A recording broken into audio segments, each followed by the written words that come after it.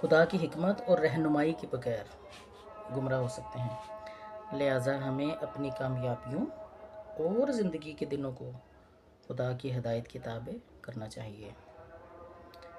आज की हमारी दूसरी तिलावत जो कि रसूलों के पौलुस रसूल का ख़त इब्रानियों के नाम है, तो इसमें हम देखते हैं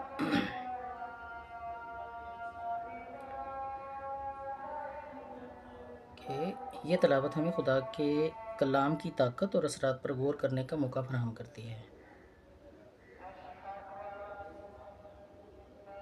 पौलुस रसूल का ख़त इब्रानियों के नाम है, जो पौलुस रसूल ने ख़त इब्रानियों की कलीसिया के लिए लिखा, और जो आज के दिन हमें जो उससे सबक मिलता है वो ये है कि ये तिलावत हमें खुदा के कलाम की ताकत और असरात पर गौर करने का मौका फराहम करती है। खुदा का कलाम दोधारी तलवार की मानित है। खुदा का कलाम दोधारी तलवार की मानित है, जो ना सिर्फ जिस्मानी बल्कि रूहानी सतह पर भी हमारी जांच करता है। खुदा के सामने कोई चीज़ पोशीदा नहीं, और वो हमारी ज़िंदगियों की तमाम हकीकतों को जानता है। बेशक, आमीन। इस तिलावत के ज़रिए हमें समझना चाहिए कि खुदा का कलाम हमें तब्दील करने की सलाहियत रखता है।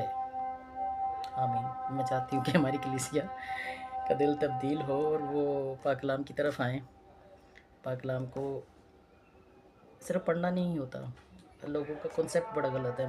मेरा जो एक तजर्बा है सारी ज़िंदगी का, वो मैंने ये देखा है कि लोगों का कॉन्सेप्ट बड़ा गलत है। जब किसी को बोलो ना कि आप बाइबल स्टडी किया करो, ये बाइबल स्टडी लिया करो, तो लोग आगे से, जो हमारी कलीसिया के लोग हैं, वो बड़े आसानी से ये कह देते हैं कि हम पढ़ते हैं, पाक कलाम पढ़ते हैं हम लोग। लेकिन अगर सिर्फ हम पाक कलाम को पढ़ के ही समझ सकते, ठीक है, खुदा हमें हिकमत ताकत हमें रूह देता है कि हम पाक कलाम को समझें, लेकिन अगर हम सब में पाक कलाम को पढ़ के ही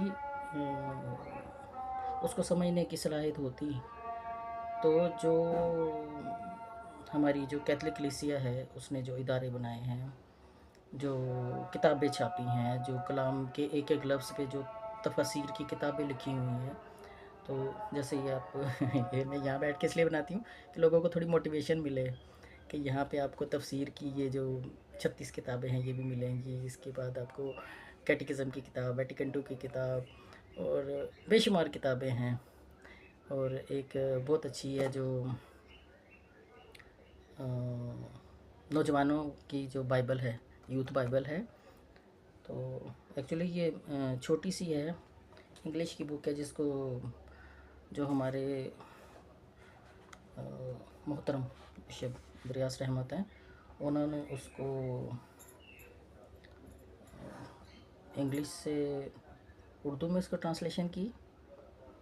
यूथ कैट है आई थिंक, जो मैं अगर थोड़ा सही कह रही हूँ तो यूथ कैट के नाम से बुक है। इंग्लिश में है, छोटी है, लेकिन जब उसको ट्रांसलेट करके जो बिशप इंद्रियास, मोहतरम बिशप इंद्रियास साहब हैं, उन्होंने ट्रांसलेट करके उसको जब इसमें यूथ बाइबल में छापा, तो थोड़ी मोटी हो गई, लेकिन है ये बाइबल ये, लेकिन बहुत आसान इस तरह से कि उन्होंने हमारी यूथ के लिए उसको बड़ी आसान सा बना दिया है। तो जिनको उर्दू में पढ़ने में मुश्किल हो तो वो यूथ कैट के नाम से सर्च कर सकते हैं, और बाइबल कमीशन का जो इदारा है उनसे ले सकते हैं। सिस्टरें हैं जो हमारी, जो डॉक्टर्स ऑफ सेंट पॉल की सिस्टर्स हैं, उनसे वो ले सकते हैं। लेकिन इसका बताने का मकसद यही है कि बहुत सारे तरीके हैं, बहुत सारे तरीके हैं। कैथलिक कलीसिया हमें बेशुमार प्लेटफॉर्म देती है, बेशुमार तरीके देती है कि जिससे हम कलाम को सीख सकते हैं। पढ़ नहीं सकते, पढ़ना तो सबको आता है, जिसको भी उर्दू आती है, इंग्लिश आती है, उसको पढ़ना आता है, लेकिन उसको सीखना, उसको थियोलॉजिकल अंदाज से सीखना, वो कैसे सीख सकते हैं? उसके लिए हमें यकीनन थोड़ा गूगल अंकल को तंग करना पड़ेगा एक। लेकिन उससे भी बढ़ के मेरा कहना ये है कि जो अथेंटिक इदारे हैं, जो कैथलिक कलीसिया हमें अथेंटिक इदारे देते हैं, उनसे रुजू करके हमें पाक कलाम को ज़रूर सीखना चाहिए। गल्लां कितने पहुँच जांदियां ने हैं।